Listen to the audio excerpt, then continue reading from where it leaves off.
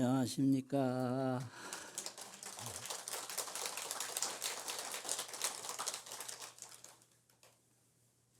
오늘 법문은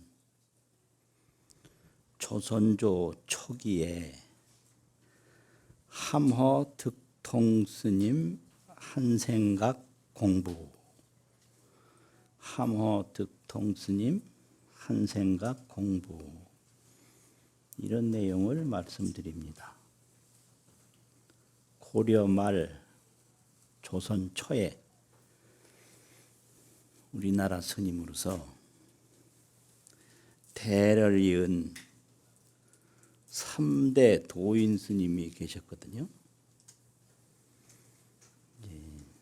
인도에서 오신 지공 스님 말고 우리나라에서 탄생하신 세 분의 도인 스님이 대를 이어서 출연을 하셨는데, 첫 번째는 나홍 스님이라고 전번에 여러 번 법문을 했죠. 나홍 스님이 계시고, 나홍 스님은 고려말 충수광 7년이라고 서기로 1320년에 태어나셨어요. 그리고 또 나홍 스님 제자 무학 스님이 태어나셨는데, 무학 스님은 충수광 14년 서기로 1327년에 태어나서 나홍 스님하고 연세의 차이가 7년밖에 안 돼요. 그래서 아주 오랫동안 함께 인연을 하실 수가 있었는데, 그 후에 함허당 득통화상이라고 하는 분이, 대단한 분이 출연을 하셨는데요. 이분은 나홍 스님 열반하시던 해에 태어났어요. 고려 우왕 2년 1376년에 태어나셨는데, 무학 스님하고 연세 차이는 49세가 돼요. 49세 차이가 나요. 그래가지고 이 함허 스님이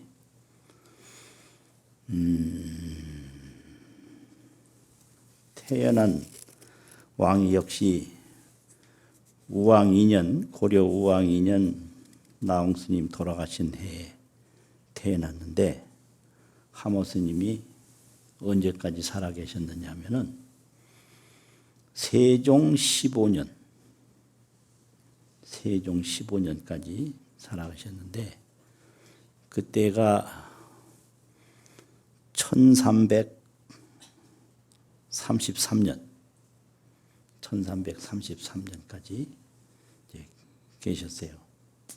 그런데 이 조선 초 고려 말에 이렇게 세 도인이 연달아서 쭉 대를 이어서 태어나셔서 법을 펴주신 것은 대단한 인연이거든요. 엄청난 인연이에요. 그래서 오늘은 그 마지막에 함허 스님에 대해서 생애와 마지막 임종 법문을 살펴보는 것으로 해야 될 것 같습니다. 한국 불교 전서라고 하는 전집이 있는데, 그 보면 7번째 책에 함허 스님의 저술과 함허 스님 법문을 기록해 놓은 오록이 수록이 되어 있는데요. 그 함허 스님 오록에 보면 행장이 실려 있어요. 행장. 함허 스님이 어떻게 계셨다가 가셨다 이걸 기록해 놓은 게 행장인데 그 행장에 보면 함호라 이게 한자로 씻을 함자가 있어요. 씻을 함. 허공허. 허공을 씻는다. 아주 이 법호가 참 좋아요. 허공을 씻는다. 함호. 이제 이걸 당호라고 그래서 당신이 머물러 계시는 그 집에다가 함허당이라 집당자니까요. 함허당이라 이렇게 현판을 붙이고 계셨어요. 그래서 함허당.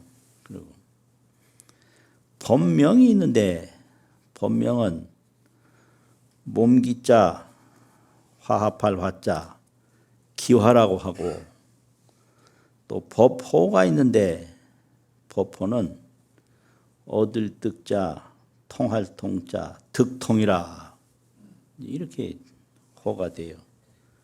그런데 주로 많이 쓰는 것은 함호 득통이에요. 함호 득통. 그리고 한마디로 표현하려면 함호 이래요. 함호 스님. 두 마디로 표현하려면 함호 득통. 이제 세 마디로 표현하려면 함호 득통 기화 스님이다. 이런데 주로 함호로 알려져 있어요. 그래서 여기서도 함호 스님이다. 이렇게만 하겠습니다. 근데 어디뿐이냐? 행장에 보면 속성은 유씨인데 버드류자 유씨가 있고 요금도 요자 유씨가 있는데요. 세금 들어가는 유씨예요. 그거는 그 유씨인데 중원인이다. 중원인. 요즘 지명으로 보면 충주 지역이 아니겠나 싶어요.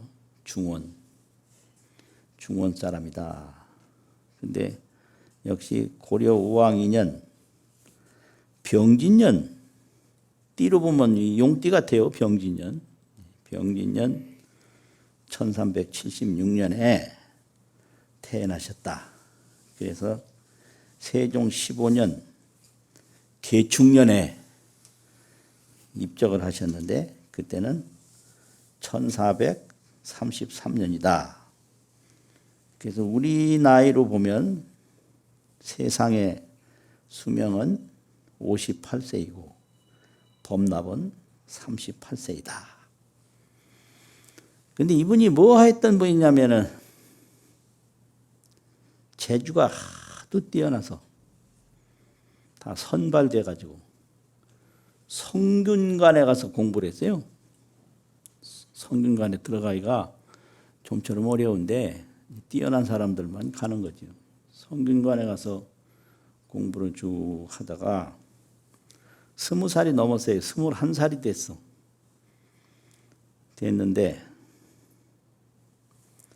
참 기가 막힌 일이 생겼어요. 견 동관 우생지망하고 함께 공부하는 벗이 갑자기 죽었어요.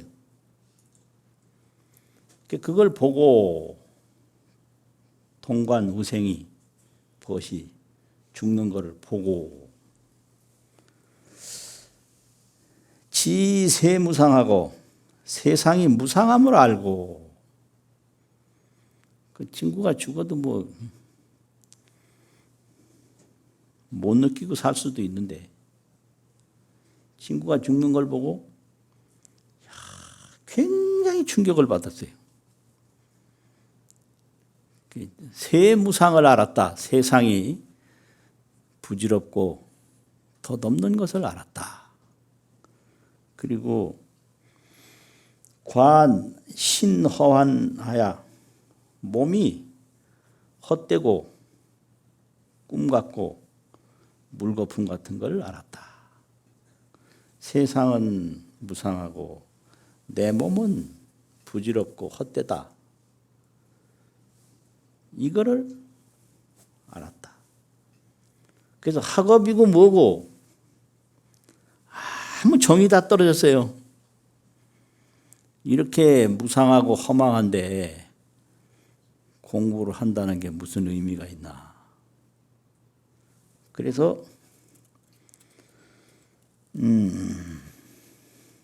21살 때 이제 출가를 했는데, 출가를 어디로 했냐? 관악산에 옛날에 의상암이라고 있었대요. 근데 요새는 터만 있다고 하더라고요. 그 의상암으로 출가를 해서 머리를 깎고 계를 받은 거예요. 그리고 이제 그 다음에 22살 때, 그러니까 정축년인데, 저 양주에 가면 해암사라고 있거든요. 해암사 절터가 있는데, 그 해암사에 그 아주 유명한 절이라 많은 스님도 계시고 그런데, 그 당시에 왕사로 계시는 무학스님, 그 왕사 호가 묘엄존자예요. 무학 묘엄존자가 거기 계셔서 그 22살 때 그 해암사로 가서 무학스님의 가르침을 받았어요. 친문법요라 행자에 그렇게 기록이 되어 있어요. 친이 법의 중요한 가르침을 들었다. 이제 그러고 났는데, 이때의 무학스님의 세상의 나이는 71세였어요. 그리고 이제 하모스님 나이는 22살이니까 50세에서 한 살 모자라는 49세 차이가 되는 거죠. 이제 백보 얼마를 있었는지는 행장이 분명치 않아요. 그런데 무학스님은 왕명으로 해암사 기시라고 명을 해도 왔다 바로 가고 왔다 바로 가고 그래서 오래 안 계세요. 저 강원도나 뭐 여러 산 중에 가서 계시는 걸 좋아해요. 그래서 거기서 오래 있지는 못하지 않았나 싶어요. 그러고 나서 이제 어떻게 됐느냐. 그 다음에는 참 이상한 게, 어디 가서 공부했다, 어디 가서 공부했다 이런 기록이 전혀 없어요. 이게 무슨 이유가 있는지, 기록을 하다 보니 그랬는지 그건 알 수 없는데, 그런데 의상암에 처음에 출가를 했는데 거기는 이 해암사 갔다 와서 바로 다른 데로 가겠다고 얘기하고 바로 나와서 다시는 안 간 것 같아요. 그러니까 오로지 이 공부하는 쪽에만 관심이 있어서 유학 공부를 얼마나 잘해서 문장으로 봐도 명문장인데, 그런 사람이 과거 봐가지고 출세를 해야 될 텐데 그거 다 버리고 절에 왔으니 이 절에서 가르치는 게 뭔가, 이거에 이제 혼신을 다한 거죠.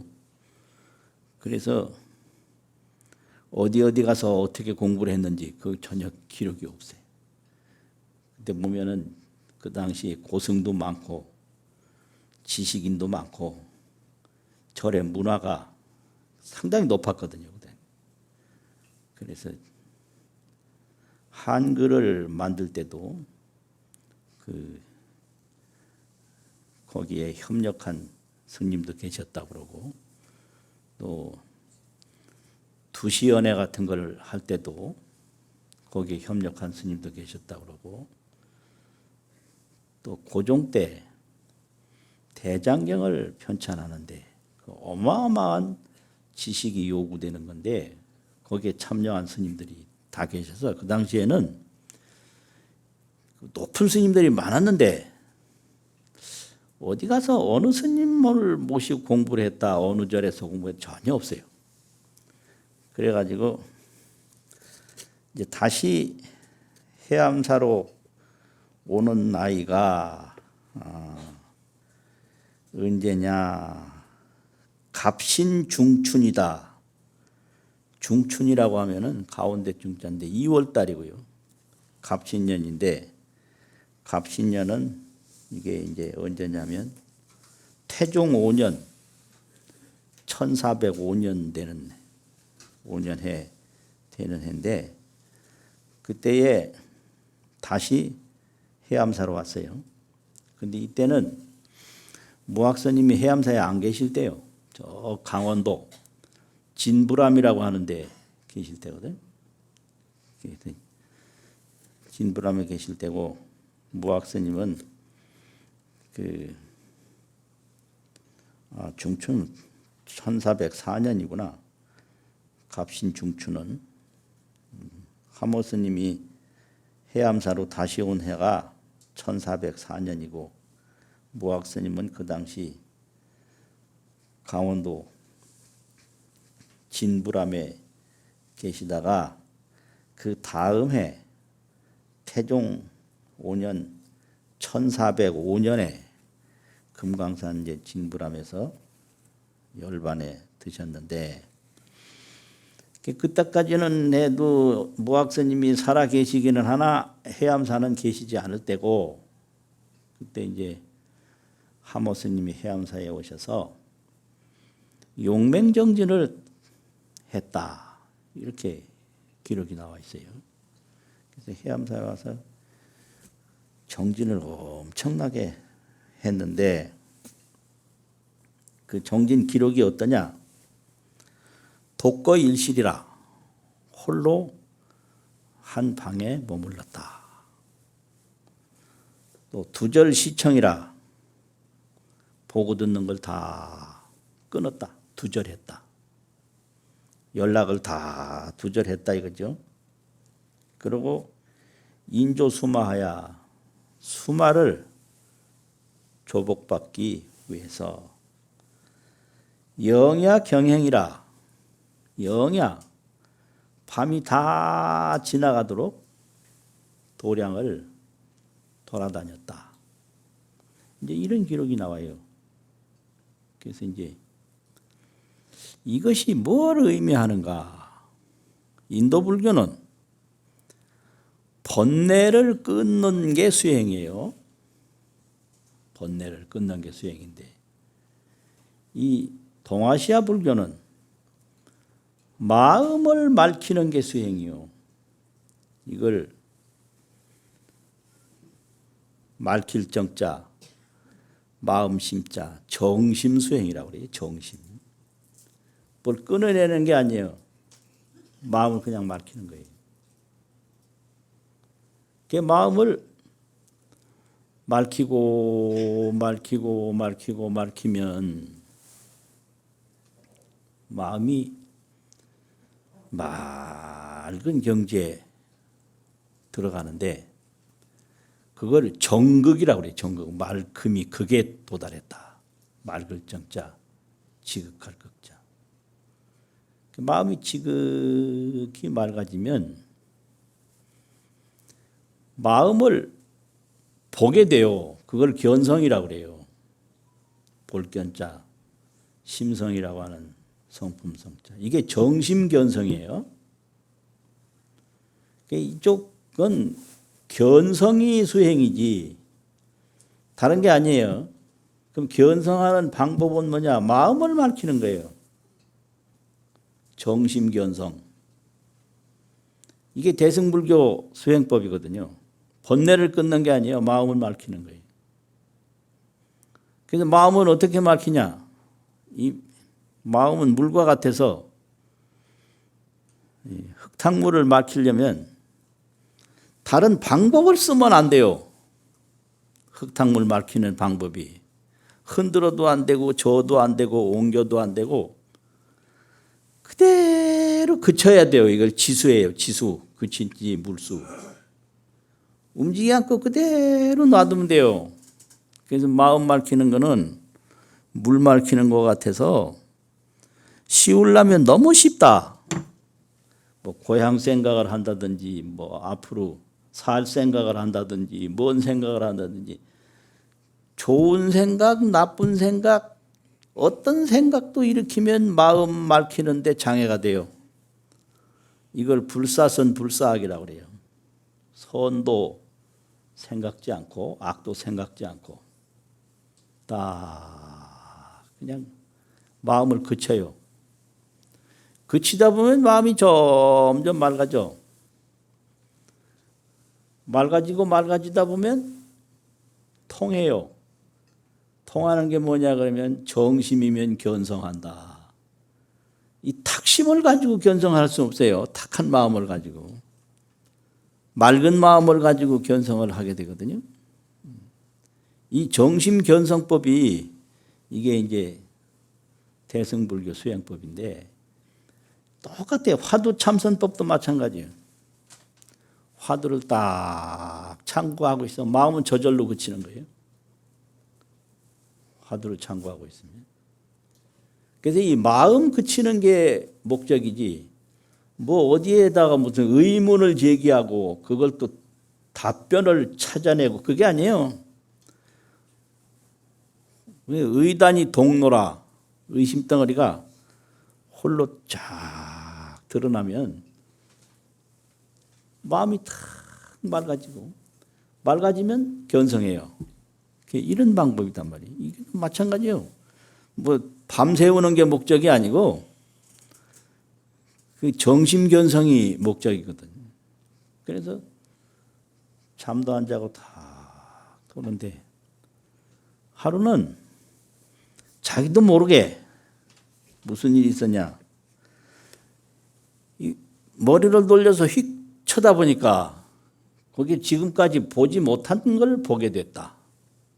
그래서 그걸 기록으로 어떻게 썼느냐면 불각 구자영활 자기도 모르는 사이에 자기 입으로 스스로 읊어 말하기를 행행홀해수하니 단일 행자 둘인데 간다는 거죠. 가다가 문득 머리를 돌려서 보니 그냥 가는 거예요. 가다가 아무 생각도 없이 머리를 턱 돌려서 보니까 뭐가 보이냐. 산골이 이 문정이라. 산이라는 산자 뼈글자. 산에 뼈다구가 구름 속에 섰더라. 이런 걸 읊었어요. 산뼈다구. 몇 산자 뼈글자. 산뼈다구를 봤다.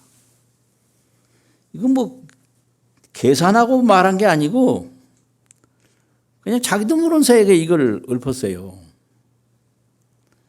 이게 뭔 소리냐. 이제 마음을 다 맑혀서 마음이 깊이 맑아지다 보면 뭘 지금까지 보아오던 걸 보더라도 지금까지 보던 걸 보는 게 아니라 거기에 지금까지 보지 못하던 진실상을 보게 돼요. 지금 이제 지금까지 이렇게 하면 이 그릇 모양을 봐왔다면 여기에서 그릇 모양이 아니라 그릇의 진실상을 보게 된다. 그래서 일체 만물의 진실상을 표현할 때 산뼈다구라. 그런데 산을 본다 이렇게 번역하면 이게 전혀 공부하는 거하고 맞잖아요. 산뼈다구. 산의 진실상. 그러면 산만의 진실상이 아니라 일체 만물의 진실상을 보게 된다. 경에서는 그걸 공상이라고 하거든요. 공이란 뭐냐? 불생불멸인데 지금까지는 나고 죽는 것만 봤는데 어느 날 불생불멸의 진실상이 눈앞에 탁 나타났다. 뭐 이런 경지죠. 그래서 그 후에는 또 화장실에 갔다 나오면서 화장실 아니고 그때는 이게 뭐라고 했더라. 이게 뒷간 척자가 있는데 입척이라고 옛날에 이걸 변소라고도 하고 통도사에서는 해우소라고 그래요. 해우소. 근심을 푸는 곳이다.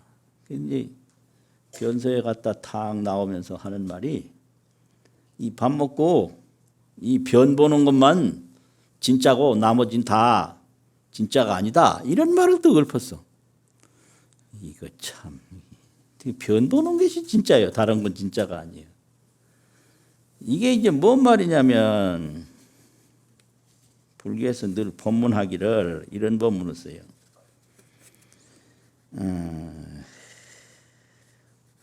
사대오온 육근신상은 이 몸이 이게 사대오온이다. 지수화풍 사대, 색수상행식 오온, 또 안이비설신 육근으로 모여진 이 몸은 이놈이 뭘 하느냐 평생 참 기가 막히지. 하는 일이 입식 출식하고 숨을 안으로 쓱 들여쉬고 밖으로 내쉬고 이 짓해요. 이건 누구나 다 똑같아요. 할머니나 뭐 손자나 손녀나 할아버지나 누구나 아들이나 입식 출식 안 하는 이 몸뚱이는 없어요.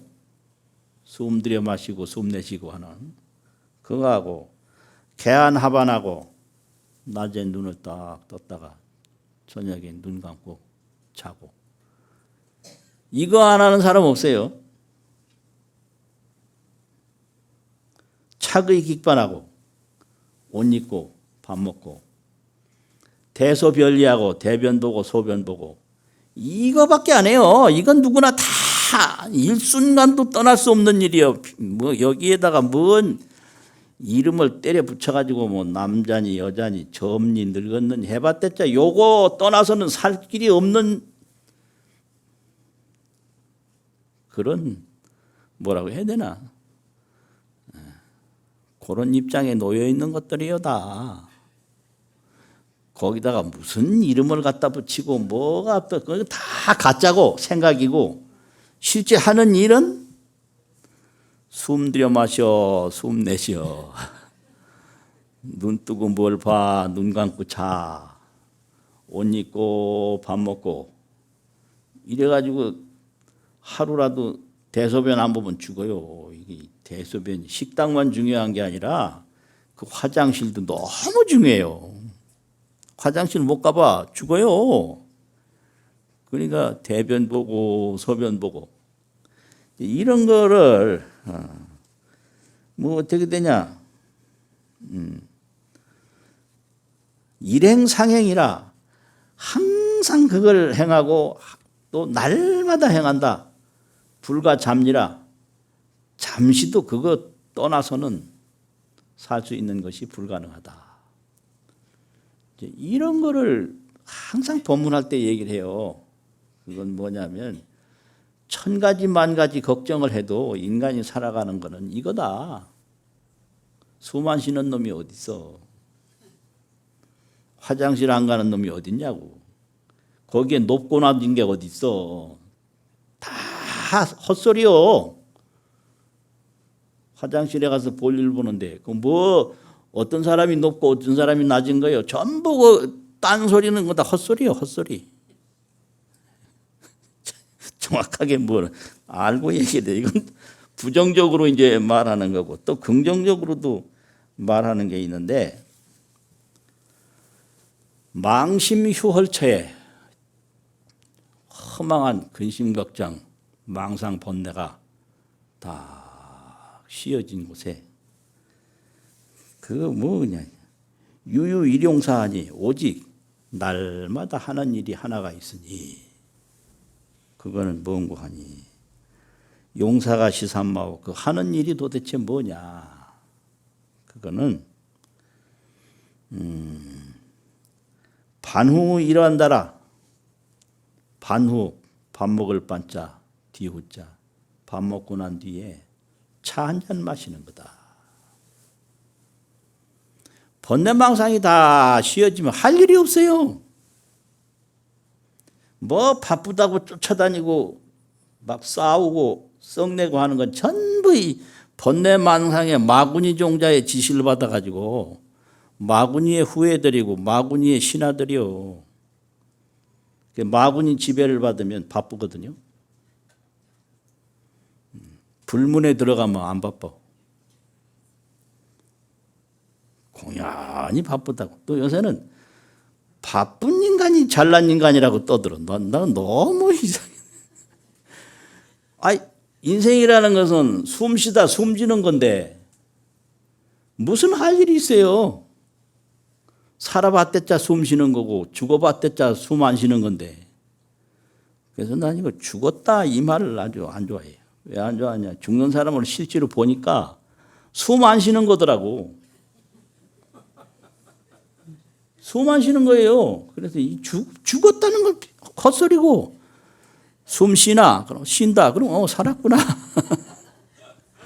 숨 안 쉬나? 안 쉰다. 죽었다. 그러니까 죽었다 살았다 이거 붙이는 거고 실제로는 숨 쉬냐? 숨 안 쉬냐? 이거예요. 딱 깨놓고 보면. 거기다가 너는 크게 될 놈이다. 뭐가 크게 돼? 숨을 크게 쉬는가? 네? 전부 헛소리요. 그러니까 이걸 딱 붙여보면 실제로 바쁜 일 하나도 없다.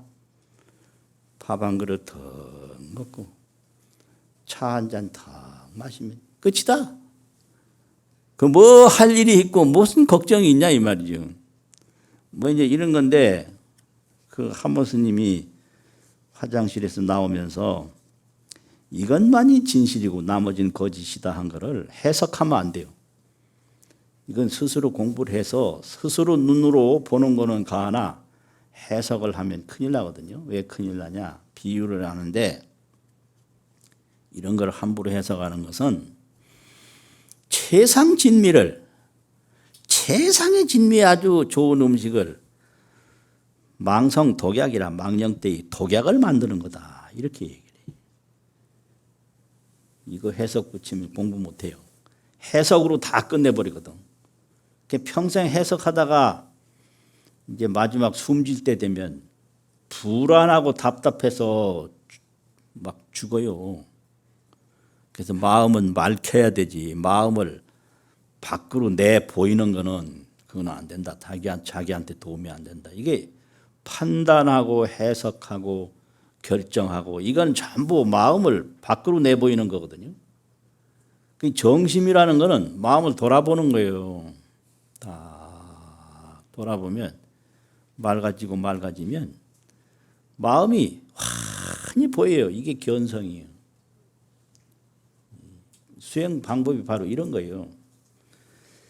이렇게 돼서 이게 병자가 한 번씩 돌아오면 10년씩이거든요. 병 하면 10년씩이요.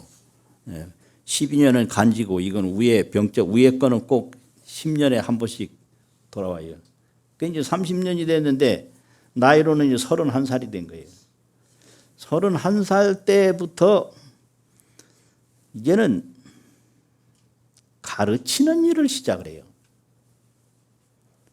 31살 때부터 4년 동안에 34살 때까지 금강경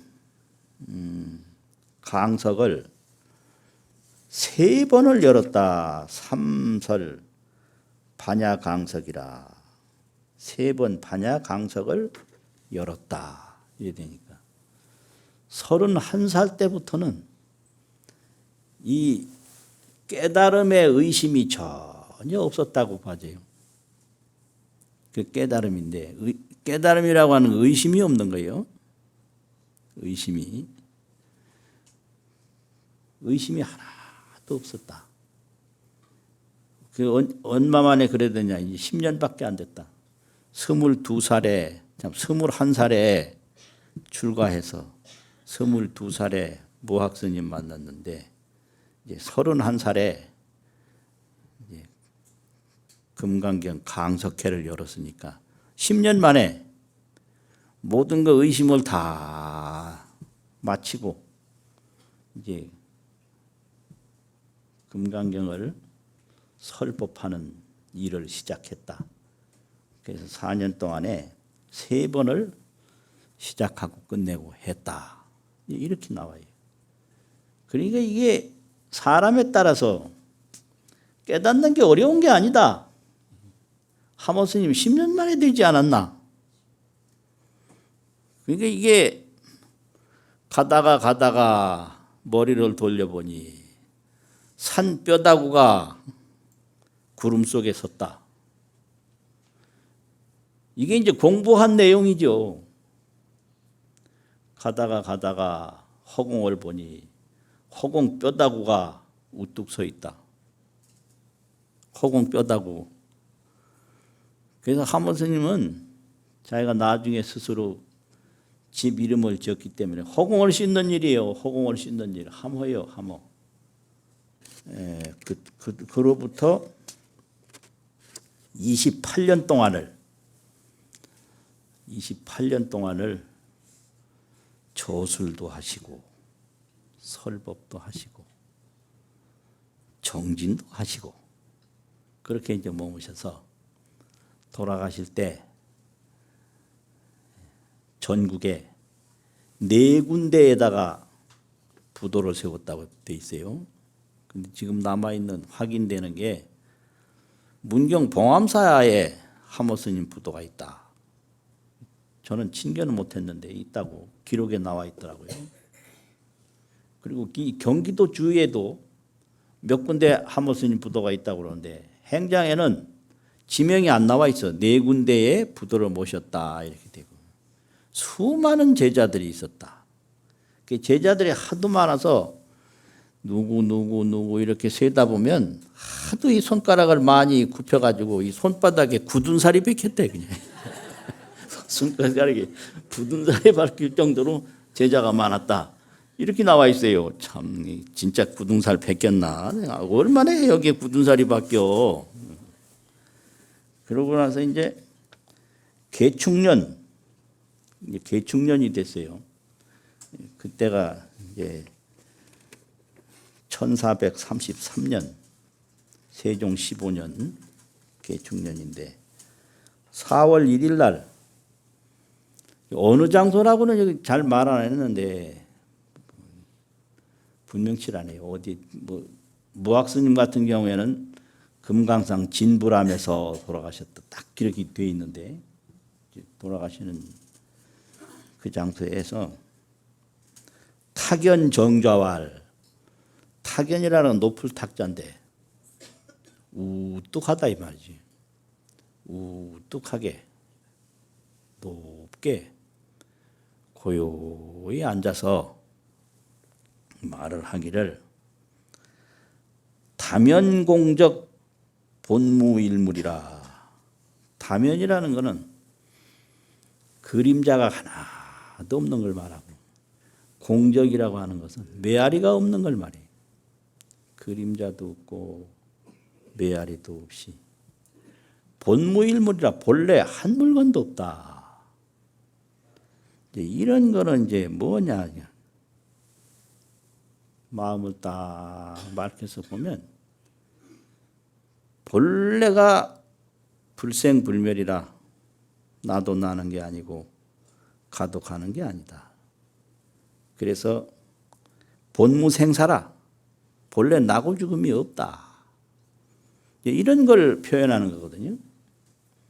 이게 이제 어떻게 되냐 그러면